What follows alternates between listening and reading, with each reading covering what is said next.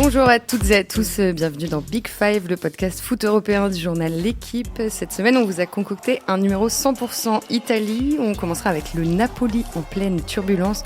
Le président Aurelio De Laurentiis a encore fait parler de lui. Que dire de sa relation avec Carlo Ancelotti? On évoquera aussi Kalidou Koulibaly, le défenseur sénégalais du Napoli, nommé au Ballon d'Or. Il a plusieurs fois été victime de racisme dans les stades italiens. Ce sera l'occasion de se pencher sur ce mal qui ronge encore le foot transalpin. Pourquoi l'Italie n'arrive pas à endiguer le problème? Avec moi aujourd'hui, Mélisande Gomez, grand reporter spécialiste de l'Italie, je le rappelle. Bonjour Mélisande. Bonjour. Nous sommes accompagnés d'Emmanuel Beaujon, l'un des chefs du foot à l'Équipe. Bonjour Emmanuel. Bonjour. Et enfin, Emmanuel Corcostelli est aussi avec nous, rédacteur en chef adjoint du magazine L'Équipe. Bonjour Emmanuel. Bonjour. Vous avez le menu et le casting et maintenant on peut commencer. Quelles scènes sont en train de nous jouer les Napolitains? Leur première partie de saison est décevante. Naples est seulement 7e de Serie A. Mardi 5 novembre, après le nul contre Salzbourg en Ligue des Champions, un partout, les joueurs ont refusé de poursuivre la mise au vert imposée par le président Aurelio De Laurentiis. Les choses semblent plus ou moins rentrer dans l'ordre. On y reviendra un peu plus tard. Je voudrais qu'on se commence ce numéro 100% Italie en parlant du président de Naples. Justement, c'est une figure emblématique du foot italien. Donc, c'est Aurelio De Laurentiis. Je le disais, il a 70 ans. Il a repris le club en 2004, qui était en faillite, et il l'a emmené de la 3e division à la Ligue des Champions. Et c'est aussi le président fondateur de Filmoro, une société de production et de distribution de cinéma. Pardonnez-moi pour mon accent pas du tout italien. Emmanuel, qu'est-ce qui a poussé ce producteur de ciné à investir dans un club de foot? Au départ, c'est une personnalité de la ville de Naples, quoi. C'est la ville dont il est originaire. Il vient d'une grande famille de producteurs de cinéma. Son père était producteur, son oncle était un producteur à succès, de la Strada, de Fellini notamment. Lui aussi a produit beaucoup de films à succès plus populaires, sans doute. Et en 2004, ça fait déjà plusieurs années que son nom revient comme propriétaire et repreneur éventuel du club. En 2004, le Napoli est en faillite. C'est là que De Laurentiis le rachète pour une trentaine de millions d'euros dans une vente aux enchères. Il rachète vraiment un tas de cendres, quoi. Le club a complètement coulé et tout de suite, il a un discours extrêmement ambitieux, tout en ayant, et c'est le double visage du personnage tel qu'on le connaît aujourd'hui, un discours aussi de gestionnaire, de dire que le foot est un business, qu'il n'est pas là pour perdre trop d'argent et qu'il faut faire attention. Et en 3 ans, le club remonte en Serie A. Enfin voilà, c'est une vraie success story qui commence sous sa houlette. Puis des années plus tard, voilà, les années Sarri, qui sont les plus belles années de Naples depuis l'époque de Maradona, quoi. Et voilà, c'est une vraie success story qui connaît, comme tu le disais, quelques turbulences maintenant. Alors, en octobre 2013, De Laurentiis déclarait dans l'Équipe: avant 2004, je ne comprenais rien au football. Ouais, tout à fait. C'est la famille, c'était plutôt le cinéma, puisque comme Emmanuel l'a dit, c'est le neveu notamment d'Ido De Laurentiis, qui est le producteur de Federico Fellini notamment. Et lui, il a baigné toute son enfance dans le cinéma. Il vous raconte, c'est un personnage assez truculent, passionnant dans la conversation, parce qu'il a des anecdotes sur Ettore Scola ou sur Marcello Mastroianni au détour d'une conversation. Il parle de Silvana Mangano, qui était la femme de son oncle. À ceux qui ne la connaîtraient pas, allez voir à quoi elle ressemble sur Google Images. C'était une très belle femme. Donc voilà, c'est comme si aujourd'hui, on avait un président qui grandissait dans les jupons de Scarlett Johansson et des plus grandes stars du cinéma. Il est effectivement d'une famille originaire de Naples. Lui, il a grandi à Rome, mais Naples, c'était la famille. Et quand il s'est dit pourquoi reprendre le Napoli, c'est parce qu'il s'est dit effectivement qu'il y avait du business à y faire. Qu'il s'est dit qu'à l'époque, la Fox cartonnait et Rupert Murdoch, qui était un peu le modèle économique, c'était à la fois le cinéma et le sport. Et il s'est dit, mais c'est très bien, c'est en plus j'ai déjà le cinéma, maintenant je vais faire du sport. Il y connaissait rien, il le dit encore, je connaissais rien au foot, mais il a peut-être dans les gènes familiaux, il a un sens du casting affûté et il a toujours fait les bons choix, en tout cas très souvent fait les bons choix pour diriger son club, à la fois la direction sportive et puis l'entraîneur. Et maintenant, c'est un président très investi dans son club. Oui, très investi. Puis c'est un président qui convient bien à Naples. C'est une ville avec beaucoup de bruit, avec beaucoup de vie, avec beaucoup de couleurs. Et c'est un club enfiévré aussi quand on va voir un match au San Paolo. Et il a en effet su bien choisir, bien s'entourer, en allant chercher Sarri, qui n'est pas quelqu'un qui a baigné dans le foot dès ses plus jeunes années, qui est pas un ancien grand joueur. Et il a vraiment réussi à faire de très belles choses avec Naples. Et là, c'est vrai que c'est un petit peu surprenant d'une certaine façon, la mutinerie qu'on a pu apercevoir cette semaine avec les joueurs qui ont refusé d'aller au bout de la mise au vert imposée. Mais en tout cas, il a besoin d'avoir un gros entraîneur, un entraîneur à poigne qui sache aussi avoir du répondant. Alors, tu évoques la mutinerie, Emmanuel. En 2013, Mélisande, toi, tu écrivais dans nos colonnes, avec les joueurs, il alterne le paternalisme et la poigne. Donc, on vient d'avoir un bel exemple de sa poigne, justement. Donc, je résume la situation rapidement, le plus vite possible. Naples piétine en championnat. Donc, voilà, ils sont 7e après 11 journées. Seulement 5 victoires et déjà à 11 points du leader, la Juve. Après la défaite contre la Roma, samedi 2 novembre, De Laurentiis décide d'imposer une mise au vert d'une semaine. Ça ne passe pas très bien auprès des joueurs et de l'entraîneur Carlo Ancelotti, mais tout le monde y va quand même. Le mardi qui suit, après le nul contre Salzbourg, décevant mais pas dramatique puisque Naples est deuxième de son groupe en C1, les joueurs décident de ne pas rentrer à Castel Volturno, le centre d'entraînement et le lieu de la mise au vert. Ancelotti est le seul à y retourner après avoir dit qu'il n'était pas d'accord avec la décision de son président et après avoir zappé la conférence de presse d'après-match. Mélisande, c'est fréquent ça en Italie, de ce genre de mise au vert d'une semaine ? Les mises au vert, ça arrive, ouais. Ça arrive ensuite avec Ancelotti, non. Et puis voilà, là, c'était effectivement une colère de De Laurentiis après la défaite contre la Roma en championnat. C'est vrai que De Laurentiis, on parlait justement de l'importance qu'il donne à l'argent. Hein. C'est un président que les Napolitains apprécient parce qu'il leur a amené des titres, les premiers titres depuis Maradona. Il y a un joueur qui a gagné des titres à Naples, plus qu'un club. C'était Maradona en 90, le dernier. Et puis c'est avec De Laurentiis qu'ils ont regagné des Coupes d'Italie. Donc il y a ce respect-là, mais il y a aussi la réputation d'un président radin qui donne pas assez d'argent alors qu'ils en voudraient davantage. Et lui, il veut de l'argent. Ce match contre Rome, ça les met en difficulté dans la course pour le podium. Et donc il était très très en colère, très agacé. Et il décide à la radio, donc il intervient à la radio lundi matin, à la radio Kiss Kiss, qui est la grande radio napolitaine, et puis il commence à dire, d'ailleurs, les joueurs vont être au vert jusqu'à dimanche. Donc effectivement, l'entraîneur n'était pas au courant. Il arrive à son entraînement, on lui dit au fait, t'es ouvert jusqu'au dimanche, il n'était pas super content de l'apprendre comme ça. Les joueurs, jusqu'au dimanche, ça commence à faire long. Et les joueurs se disent, on va faire un bon match en Ligue des Champions, et puis on verra. Ils ont fait ce qu'ils estiment un bon match contre Salzbourg, ce qui est vrai que dans l'investissement qu'ils y ont mis, c'était plutôt un bon match. Et donc eux, en entrant au vestiaire, ils sont quasiment sûrs qu'en négociant un petit peu, ils vont pouvoir rentrer chez eux. Il y a le fils du président, il y a des dirigeants qui sont là. De Laurentiis, c'est pas physiquement là. Et ils se disent, la mise au vert. Et on lui dit, si, tu y retournes. Et là, ils se sont réunis autour des cadres de l'équipe, qui étaient Mertens, Insigne, qui sont très remontés quand même. Et puis, ils décident de rentrer chez eux. Voilà. Donc, Ancelotti ne dit rien, rentre lui au centre d'entraînement. Je pense qu'à la fin de la saison, ça restera pas anecdotique, mais un épisode parmi d'autres. Il va falloir, en tout cas, que l'équipe commence à gagner des matchs et à enchaîner des victoires pour que tout s'apaise, parce que sinon, ça peut vite devenir très compliqué. Alors, avant qu'on parle du terrain, qu'est-ce que ça dit, cet épisode, de la relation de Laurentiis avec ses entraîneurs ?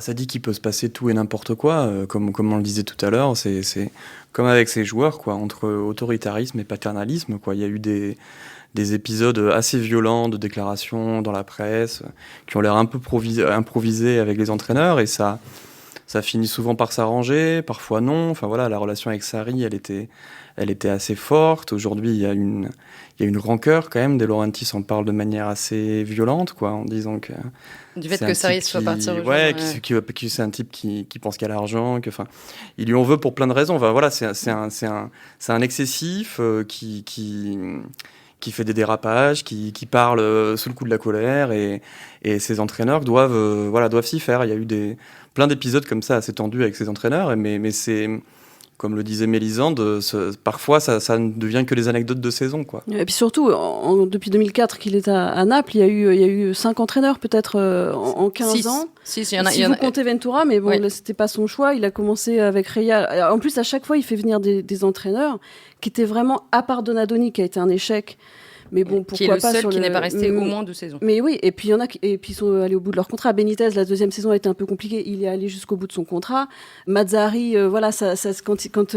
quand ça s'est fini, il était au bout de son contrat, et c'est quand même quelqu'un, déjà sur Reia, quand le premier qui les fait monter, un bon casting, un entraîneur. À chaque fois, il prend des entraîneurs un petit peu en devenir, comme l'était Sarri quand il est arrivé. Emmanuel en parlait. Sarri, il a écumé toutes les divisions depuis la plus basse jusqu'à l'Empoli. Et à Empoli, il y avait un risque comme de le faire venir à Naples. Vous passiez après Benitez, qui était un grand entraîneur européen. Il prend Sarri, qui était un entraîneur un petit peu prometteur. Sarri, c'est 2015-2018. Voilà, le dernier. Et c'est sans doute celui qui a porté Naples, en tout cas au niveau du jeu, au plus haut niveau, même s'il a rien gagné. C'est aussi ce que je reproche De Laurentiis.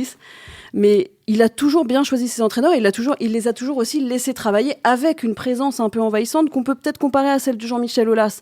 C'est-à-dire un président médiatiquement présent, physiquement présent, souvent au centre d'entraînement, qui existe dans les médias, qui intervient, qui peut parler un petit peu avec des joueurs, avec d'autres dirigeants, mais qui laisse travailler, qui ne va pas virer tout le monde sur un coup de tête. Donc il a ce côté aussi clairvoyant toujours. Du coup, ça dénote aussi un caractère impulsif, c'est-à-dire que Mélisande faisait le comparatif avec Jean-Michel Aulas, qui a tendance à tweeter parfois et à trop tweeter. C'est vrai que pour De Laurentiis, cette décision de mise au vert prolongée, c'est très rare, surtout sur une semaine complète avec un match de Ligue des Champions en plein milieu. C'est une façon d'imposer son pouvoir, mais c'est vrai que de ne pas consulter Ancelotti, c'est un risque aussi, parce qu'il y a peu d'entraîneurs qui auraient pu s'opposer à leur club comme ça, dire « moi je ne suis pas d'accord avec la décision du club, mais c'est la décision du club et je la respecte », mais il a répété à plusieurs reprises qu'il n'était pas en adéquation avec ça. Donc il faut avoir un entraîneur qui a beaucoup d'expérience, qui a une certaine liberté, qui peut se permettre de s'opposer à son président, mais il faut aussi peut-être savoir calmer ce côté impulsif. Je pense qu'il a aussi la crainte cette saison de perdre le côté rival officiel de la Juve, puisqu'il y a eu de très bons résultats entre 2016 et maintenant, alors que là on sent que l'Inter pousse fort et Naples se retrouve assez loin de la tête. Alors Manu, tu parlais de Carlo Ancelotti. Ancelotti, l'un des plus beaux palmarès du foot européen actuellement. 3 Ligues des Champions à son actif, tout de même. Avec lui, Naples avait terminé 2e l'année dernière. Cette saison, ça ne marche pas. Qu'est-ce qui ne va pas ? En tout cas, il est toujours soutenu par ses joueurs. C'est vrai que partout là où il passe, c'est quelqu'un de très humain, de rond. Il y a encore eu les dernières déclarations des joueurs napolitains, du capitaine Insigne et d'autres qui l'ont défendu après la rencontre face à Salzbourg et qui ont bien précisé qu'ils étaient toujours derrière leur entraîneur. Je pense que ce qui va un peu moins bien, c'est que l'équipe est moins solide, elle est plus inconstante aussi au sein même d'un match. On l'a vu en Ligue des Champions face à Salzbourg, donc ça encaisse un petit peu plus de buts, c'est moins à l'aise à l'extérieur en Serie A, mais quand on regarde le bilan, ils sont 2e de leur poule de Ligue des Champions avec 8 points, ils sont bien partis pour se qualifier pour les 8e.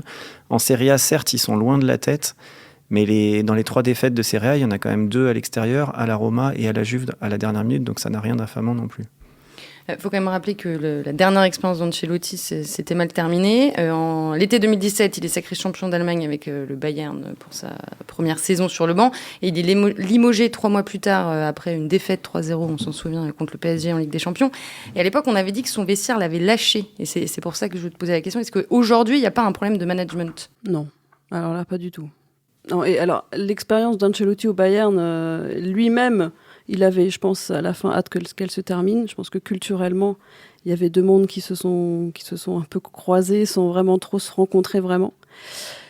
À Naples, ça n'a jamais été vraiment son problème, le management à Carlo Ancelotti. On voit, Manu parlait des déclarations de Lorenzo Insigne après le match de Ligue des Champions. Insigne, le mois dernier, il était en tribune sur un match de Ligue des Champions parce qu'Ancelotti a dit en conférence de presse il n'est pas assez bon à l'entraînement, alors que Lorenzo Insigne, c'est le capitaine, c'est un des symboles de cette équipe, c'est peut-être l'un des plus gros talents de l'effectif. Le mettre en tribune, il faut quand même y aller, quoi. C'est pas non plus le gentil papy qui fait tout ce que les joueurs demandent, Ancelotti. C'est effectivement un entraîneur qui a gagné 3 Ligues des Champions et qui sait y faire. C'est-à-dire que les joueurs le respectent parce qu'il est très honnête, très droit. Quand il a quelque chose à dire, il le dit. Et toujours, il les défend.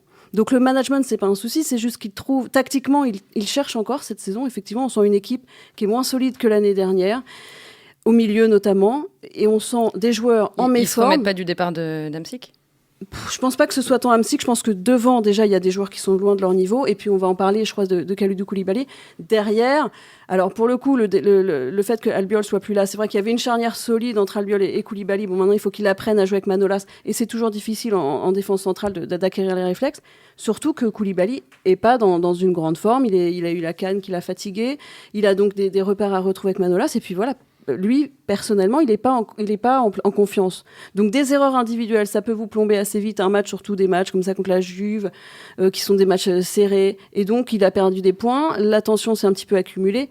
Mais s'il y a un entraîneur en Europe qui sait dédramatiser les situations, qui sait enlever la pression à ses joueurs, et c'est pour ça qu'il est soutenu par ses vestiaires, c'est bien Carlo Ancelotti. Donc là-dessus, sur le management, il n'y a pas d'inquiétude. Non, mais c'est peut-être la relation de certains cadres avec De Laurentiis aussi qui est de plus en plus compliquée, quoi. C'est-à-dire qu'il y a des gros débats autour de la prolongation ou pas de Callejon et Mertens, qui sont quand même de cadres de l'équipe. De Laurentiis, elle a aussi fait des déclarations fracassantes en disant s'ils ont envie de se barrer en Chine pour gagner plus de pognon, qu'ils y aillent, mais moi je les augmenterai pas plus que de raison. Donc il y a une tension, et puis il y a une tension aussi entre De Laurentiis et les supporters, quoi. Manu rappelait à quel point ce stade peut être un stade enfiévré. L'année dernière, il y a eu des gros soucis à cause de l'augmentation du prix des places, parce que pour De Laurentiis, on en revient aux financiers. C'est important de se faire de l'argent avec les places, et les supporters lui en ont beaucoup voulu. Il est un peu revenu en arrière cette saison, mais je crois qu'au début de la saison, il y avait même pas 10 000 abonnés au San Paolo. C'est très très rare pour ce stade-là, quoi, pour ce public-là. Et puis je crois aussi que cet été, le public attendait James Rodriguez, attendait une grosse star, et qu'elle n'est pas venue, et qu'il y a aussi un peu de rancœur, quoi. Sur les murs de Naples, il y a quand même de plus en plus de tags De Laurentiis Bartois, quoi.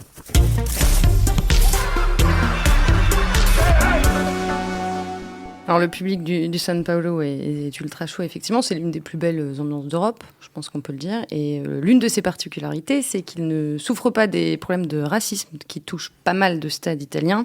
La meilleure illustration, c'est la réaction des supporters après un match à l'Inter Milan l'an dernier, au moment de Noël. On entendait écrire raciste pendant le match. Koulibaly se fait exclure après un geste d'humeur envers l'arbitre qui, lui, n'avait apparemment rien entendu.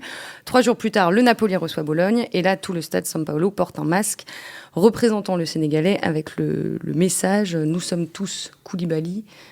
C'était assez rare pour être souligné en Italie. Oui, et surtout que le public de Naples est le plus souvent victime des chants discriminatoires, comme ils les appellent là-bas, où le racisme est aussi antiterritorial, puisque l'Italie est très marquée dans son clivage nord-sud.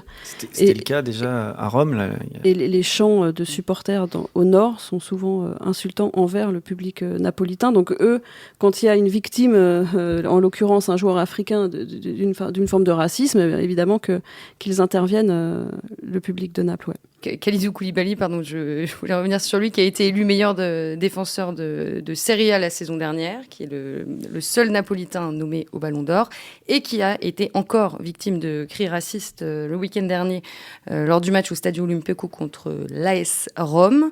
Et l'Italie a vécu un sombre week-end ces 2 et 3 novembre, puisque pendant la rencontre entre l'Hellas Vérone et Brescia, Mario Balotelli en a lui aussi été victime. Il a menacé de quitter le terrain avant de recommencer à jouer et de marquer. En Italie, on ne compte plus les joueurs qui sont ciblés par les insultes racistes. Depuis le début de la saison, on peut citer Romelu Lukaku, Blaise Matuidi, Kalidou Koulibaly, effectivement, Franck Kessié et Mario Balotelli, donc le dernier. Ma question est un peu large, mais pourquoi est-ce que l'Italie n'arrive pas à endiguer ce problème de racisme récurrent ? C'est un problème de règlement d'abord, pour répondre à la question. Non mais Manu, si tu veux. Le problème de l'Italie, c'est déjà qu'il y a un racisme dans la société italienne, comme dans beaucoup de pays européens, qui est en train de se décomplexer un petit peu, malheureusement. Donc on le retrouve dans les stades, et que l'arsenal législatif est très mal fait, puisqu'il y a un code éthique qui a été ratifié en 2017, qui donne la responsabilité au club, en tout cas qui donne la possibilité au club de pénaliser, d'identifier puis de pénaliser les supporters individuellement qui se rendraient coupables de chants racistes ou de n'importe quel comportement violent, en tout cas intolérable dans le stade. Donc chaque club donne un règlement intérieur des stades que les supporters peuvent lire ou consulter sur les sites.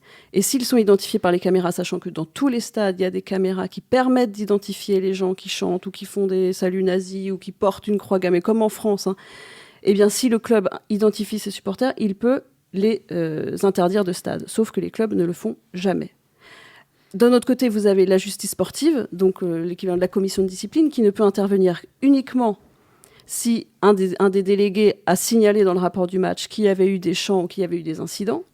S'il n'y a pas eu si aucun officiel n'a relevé les incidents, la justice sportive ne peut pas intervenir. Ce qui est assez paradoxal à l'heure de Twitter, où toutes les vidéos circulent, où tout le monde voit et entend assez rapidement sur les réseaux sociaux qu'il y a tel ou tel chant, mais l'arbitre ou les officiels ne l'ont pas noté, donc il restera impuni quoi qu'il arrive. Et puis, la justice sportive ne peut pas sanctionner quelqu'un individuellement parce qu'elle sanctionne des gens qui ont une licence, qui sont affiliés à sa fédération, à sa ligue. Elle ne peut pas identifier un supporter et dire lui je le sanctionne. C'est-à-dire qu'elle va fermer une partie d'un virage ou sanctionner tel ou tel club. Mais fermer une partie de virage, voilà, c'est toujours limité parce que vous sanctionnez aussi des gens qui n'y sont pour rien. Ouais, c'est ce qui a été décidé là pour une partie de la tribune à Vérone qui sera fermée pour un match. Et en revanche, le club a décidé lui-même d'interdire de stade jusqu'en 2030 le chef des Ultras. Voilà, sa propre décision. Ouais. Parce qu'après le match, ce chef des Ultras avait déclaré que Balotelli n'était pas totalement italien. Cet Ultra-là était déjà interdit de stade. C'est-à-dire qu'il n'était même pas au stade. Il est intervenu pour donner son éclairage tout extrêmement intéressant et éclairé justement sur cette affaire. Donc le gars est un raciste fier de l'être, visiblement. Donc lui, il était déjà interdit de stade. Mais quand vous prenez le match de l'Atalanta, quand ils ont l'arbitre, donc l'arbitre a comme pouvoir d'interrompre les matchs en cas de chant, et si les chants se répètent, de vraiment interrompre définitivement la rencontre. Donc l'Atalanta-Fiorentina a été interrompue pour des chants racistes 1 minute. Donc là, la justice sportive intervient, évidemment. Qu'est-ce qu'elle fait ? Elle sanctionne l'Atalanta de 10 000 € d'amende. Le même week-end, la Juventus avait pris 10 000 € d'amende parce que des supporters avaient mis un laser vert dans les yeux de Lautaro Martinez ou de je ne sais plus qui de l'Inter. Donc ça l'avait un petit peu perduré pendant son match. Donc 10 000 € pour un laser vert à un joueur de l'Inter et 10 000 € pour des chants racistes qui ont conduit à l'interruption d'un match. C'est-à-dire 10 000 €, c'est rien. Donc il y a un vrai problème de volonté politique de se débarrasser du problème. C'est ce que j'allais dire pour rebondir sur l'arsenal législatif dont parlait Mélisande. Voilà, c'est révélateur d'un manque de volonté politique, quoi. Les dirigeants du foot italien, pour certains, sont fait remarquer eux-mêmes par des propos racistes. C'était le cas de l'ancien président de la Fédé qui parlait d'un joueur qui était devenu une star alors qu'avant il mangeait des bananes. L'actuel président du comité olympique italien... il a dit que la simulation d'un attaquant, c'était plus grave qu'un cri raciste. Ouais, simuler pour obtenir un penalty. Donc il y a clairement, de la part des dirigeants, un gros problème, une incapacité ou une non-volonté de prendre en compte ce problème, de le revendiquer tel quel, comme tel, et d'estimer que c'est grave, quoi. Et les joueurs sont super démunis. C'est plus une non-volonté qu'une incapacité. Ouais, c'est une non-volonté, complètement. Il y a une forme de lâcheté, puisque les présidents de clubs ne vont pas vouloir aller à l'encontre de leurs propres supporters qui ont parfois pris trop de poids. Et puis il y a une forme de dénégation quand des officiels n'entendent pas des cris de singe que beaucoup de gens entendent. Après, je te coupe, pardon, oui. Emmanuel. Après le match Hellas Vérone-Brescia, l'entraîneur du club, le président et le maire de la ville ont tous les trois refusé de reconnaître qu'il y avait eu des chants racistes. Alors qu'on est dans un contexte où ça fait des mois et des mois que c'est l'actualité, quoi. Donc le nier à ce moment-là avec autant de force, quoi, ça dit à quel point il y a du retard sur ce problème en Italie. Et puis, moi je me souviens aussi de l'épisode de l'Inter avec une partie des supporters qui avaient expliqué à Romelu Lukaku, qui est donc un propre joueur de l'Inter, comment il fallait se comporter et que les cris de singe pouvaient aussi s'apparenter à du folklore. Donc on n'a pas du tout la conscience de la gravité des choses, du racisme que peuvent subir les joueurs de couleur. Je me souviens du début de saison, si on prend l'exemple de la Ligue 1, où parfois il y avait un excès de zèle, on arrêtait les matchs pour des banderoles plus ou moins insultantes ou homophobes. Là, on est sur des cris de singe et les joueurs qui sont pris à partie hésitent maintenant à quitter le terrain. Je ne pense pas que ce soit la bonne solution, mais c'est vrai que tant que rien ne bouge, on reste circonspect face à cet immobilisme.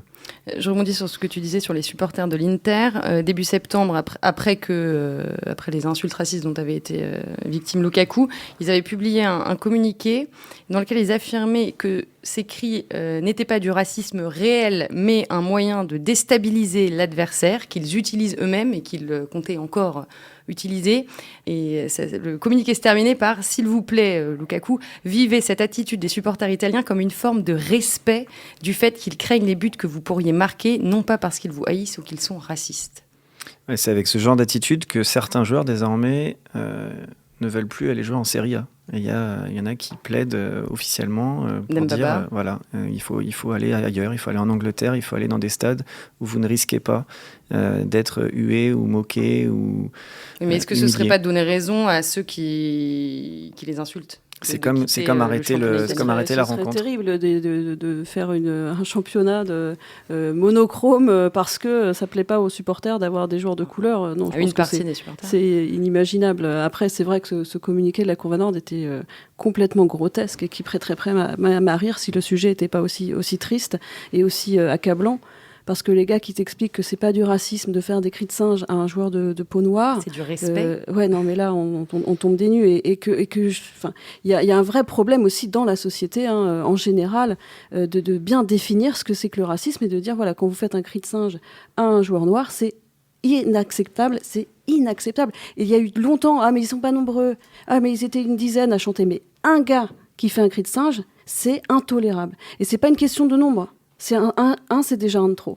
Et il faut vraiment qu'il y ait une prise de conscience de la violence que ça représente quand vous êtes sur un terrain.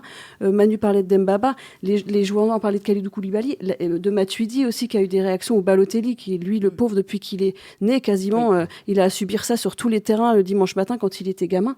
C'est d'une violence terrible. Et c'est inacceptable. Moi, tu disais, c'est pas la solution, Manu, que les joueurs quittent le terrain. On dit toujours, Balotelli, mais c'est aussi aux joueurs blancs, aux autres joueurs. C'est pas forcément aux joueurs noirs d'intervenir. Si vous êtes sur un terrain et que votre coéquipier se fait insulter comme ça, est-ce que vous pouvez le supporter ? Est-ce que vous pouvez donc cautionner ça en quelque sorte en faisant comme si de rien n'était ? Tu penses qu'il faudrait que ce soit toute l'équipe qui décide d'arrêter de jouer ? Je pense que vu que les clubs n'ont pas l'air décidés à agir, vu que les autorités n'ont pas l'air, comme disait Emmanuel, décidées à agir. Si un jour que Matuidi ou un autre est insulté, Cristiano Ronaldo prend le ballon et rentre dans le vestiaire, là, je pense que ça va commencer à faire du bruit. Je vois assez mal les dirigeants du foot italien, les autorités faire perdre un match à la Juventus ou à des clubs très puissants comme ça sur tapis vert parce que Ronaldo a quitté le terrain, parce qu'il y avait eu des cris racistes. Enfin là, ça deviendrait quelque chose duquel on pourrait plus se détourner. Parce que c'est vrai qu'il y a toujours du déni. Alors, c'est l'Hellas Vérone. Alors, l'Hellas Vérone, ça parle pas à beaucoup de monde. Il y a en plus, Vérone, c'est quand même une ville, c'est un maire qui vient de la Ligue du Nord. Enfin, c'est une région aussi particulière. Mais le jour où il y aura vraiment un match interrompu, sur l'initiative d'une star du jeu, on se souvient de Samuel Eto'o, c'est des comportements comme ça qu'il faut. Il faut dire que des joueurs importants disent, il y en a marre, on arrête. Et puis tant qu'on donnera le message qu'un laser coûte autant en amende qu'un cri de singe, on dégoûtera encore plus les joueurs. C'est-à-dire, je pense que les joueurs qui ont été victimes de cris de singe peuvent être encore plus écœurés par la sanction de la commission de discipline et des dirigeants italiens que des cris de singe eux-mêmes. Mais je suis assez d'accord avec Mélisande sur le poids qu'auraient ces décisions des joueurs, mais ça dit quand même la responsabilité énorme qui est sur les épaules des joueurs, quoi. C'est-à-dire que ce manque de volonté de la part des dirigeants, ça entraîne des conséquences chez les joueurs qui sont terribles, quoi. Koulibaly, on l'a rencontré pour le magazine L'Équipe il y a un mois, où on a longuement parlé de ça. On parle du fait qu'il est peut-être un peu moins performant en ce moment. Il est tellement, c'est une telle souffrance, effectivement, ces cris de singe. Il est tellement investi de cette mission-là, de devoir porter cette parole, d'intervenir dans les écoles pour parler avec des gamins, de devenir un symbole, parce qu'il n'a pas le choix, parce que personne d'autre veut occuper ce rôle, que effectivement, on se retrouve avec une très grosse pression sur les joueurs noirs qui jouent en Italie, quoi. Mais est-ce que vous pensez que l'arrivée au premier plan sur la scène politique de Matteo Salvini l'année dernière en Italie a favorisé un petit peu ou a renforcé le dénouement des langues racistes. Elle a décomplexé une certaine parole, c'est sûr. Ça, c'est sûr. Il y a eu, lui, il se permettait des tweets ou des sorties qui passeraient pas ou qui seraient pas passées il y a quelques années. Et puis là, ça passe, quoi. Là, les gens ne s'indignent plus. Alors que tout ça, c'est vraiment de l'indignation qu'il faudrait en réponse de la part des autorités Et puisqu'elles ne font rien de la part des joueurs, effectivement, Imanol a raison, c'est pas à eux de prendre ces responsabilités-là. C'est beaucoup trop lourd pour leurs épaules et c'est pas leur rôle. C'est pas pour ça qu'on les paye, c'est pas pour ça qu'on va au stade les regarder jouer. On les regarde jouer au foot. Mais à un moment donné, il va falloir que ça s'arrête, quoi. Alors, le président de la fédération italienne, Gabriele Gravina, a proposé une solution innovante récemment. Utiliser des radars fournis par l'antiterrorisme qui captent la provenance des bruits avec des micros directionnels pour identifier les personnes qui poussent des cris racistes dans les stades. Le dispositif va être testé le 18 novembre lors d'Italie-Arménie à Palerme, un match des qualifs de l'Euro. Est-ce que ça peut être l'une des solutions, au moins pour identifier... Je pense que techniquement, les identifier, c'est possible. Et ça, tous les acteurs, moi, à chaque fois que j'ai rencontré quelqu'un, un avocat qui travaillait dans les dossiers, un dirigeant, il me disait c'est possible. Il y a des caméras partout. On peut parfaitement Mais est-ce voir... qu'on peut les identifier pour les condamner ? Les clubs ont ce pouvoir-là, bien sûr. C'est ce que je vous disais avec ce code éthique. Les clubs ont le pouvoir de dire... Lui, enfin, pas de leur donner une peine de prison ou une amende dans la justice civile, mais au moins de les interdire de stade, de faire qu'ils ne retournent pas au stade, puisque c'est quand même ça la priorité, c'est qu'ils soient plus là à faire leurs cris racistes. Donc il y a juste une volonté qui manque. Et à un moment donné, peut-être aussi, puisqu'on parlait des autorités, par exemple la Ligue italienne pourrait dire voilà, ça fait 3 matchs qu'à Vérone il y a des soucis. Eh bien, Vérone, vous avez 5 points en moins à partir d'aujourd'hui au classement. Ou les grands clubs, ou l'Inter avec la Curva Nord, ou les clubs romains. Et là, je pense que tout d'un coup, ils arriveraient beaucoup plus facilement à identifier les fauteurs de troubles. Des points de retrait plutôt que des huis clos. Mais il faut taper les clubs là où ça fait mal, les huis clos. Ça va faire quoi ? Si vous les privez d'une qualification en Ligue des Champions, si vous les privez de rentrée financière, là, d'accord, mettons que vous leur dites « Ah, c'est 5 000 € parce qu'il y a eu des champions. » Enfin, moi, pardon, Emmanuel, ça me fait doucement sourire cette proposition de la fédération italienne parce que je doute vraiment qu'il y ait des cris de singe lors d'Italie-Arménie. C'est vraiment pas le problème. On attend de la Ligue des mesures plus fortes. Alors, il y a un effet pervers parce que la proposition de Mélisande, en effet, ça permettrait que les choses bougent parce qu'avec des points en moins, avec des compétitions dont les clubs seraient privés, là, il y aurait probablement... une réaction en tribune, mais il peut y avoir un effet pervers parce que si on dit qu'on enlève des points ou qu'on arrête un match, il peut y avoir, je sais pas, vous êtes un supporter visiteur, votre équipe perd 3-0 et puis vous vous dites je vais faire des cris de singe pour faire perdre l'équipe à domicile. Donc c'est très délicat comme situation avec les sanctions à donner. Il faut à la fois taper fort et ne pas priver non plus les joueurs qui sont sur le terrain de victoires et de points qu'ils pourraient obtenir. Non, j'allais dire à peu près la même chose que Manu, mais parce qu'effectivement, les collusions entre supporters et dirigeants des clubs dans certains clubs italiens, c'est un vrai problème. Là, il y a quelques ultras de la Juve qui ont été arrêtés pour extorsion récemment, qui menaçaient du coup le club de faire des cris de singe pour que ça entraîne des sanctions. Voilà, l'extrême droite, elle est très présente dans les stades italiens depuis longtemps. Il y a certains supporters qui ne se cachent même pas d'être de l'extrême droite. En fait, c'est ce que disait Mélisande tout à l'heure. Il y a un problème qui est politique, sociologique. Il y a pratiquement pas de classe moyenne noire en Italie. On a l'habitude de dire que dans les stades, les noirs, c'est soit les millionnaires sur la pelouse, soit les types qui vendent des bouteilles autour du stade. Et donc, il y a un rapport au racisme qui est compliqué. C'est-à-dire l'antiracisme, c'est un truc de communiste, quoi, pour beaucoup. C'est-à-dire que, du coup, les supporters qui ont des idées de droite ou d'extrême droite refuseront toujours de faire de ce sujet-là un combat parce que c'est le combat de l'autre camp, c'est pas le leur, et c'est loin d'être le sujet le plus important en Italie pour eux, quoi. Pour répondre à ce que tu disais, Manu, du fameux supporter adverse qui arrive dans la Curva et qui commence à faire des cris de singe pour faire perdre, le club local.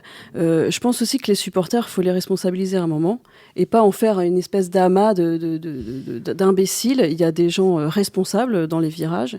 Et il y a aussi une grande majorité de personnes qui viennent parce qu'ils sont amoureux de leur club, parfois de père en fils. On l'a vu en Angleterre, mais en Italie, il y a aussi cette tradition familiale de supporter un club.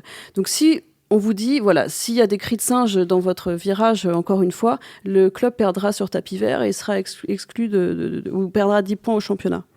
et que vous voyez un gars arriver que vous connaissez pas et qui commence à chanter, je pense que si vous êtes 1000 et que les mecs sont 10 à faire des cris de singe, vous pouvez assez facilement les faire taire. C'est-à-dire qu'il faut aussi dire aux supporters, voilà, dans votre virage, prenez vos responsabilités. Prenez vos responsabilités, faites en sorte que, parlez entre vous, faites en sorte que s'il y en a qui veulent faire ces chants-là, maintenant c'est plus possible. Et s'ils les font, si vous les laissez faire, eh bien vous aurez X points en moins et plus de Ligue des Champions la saison prochaine pour vous. Et je pense que ça les motivera aussi à faire attention à ce qui se dit dans leur tribune. Mélisande, ce sera le mot de la fin. On pourrait continuer à parler de ce problème pendant longtemps, malheureusement, mais c'est l'heure de nous quitter. Merci beaucoup, Mélisande Gomez, Emmanuel Beaujean et Imanol Korkostegui. Merci aussi, comme d'habitude, à Roland Richard et à Louis Godefroy. La semaine prochaine, pas de Big Five, puisque ce sera la trêve internationale. On va en profiter pour vous préparer plein de super numéros pour la fin de l'année. N'oubliez pas de vous abonner. À très bientôt dans Big Five.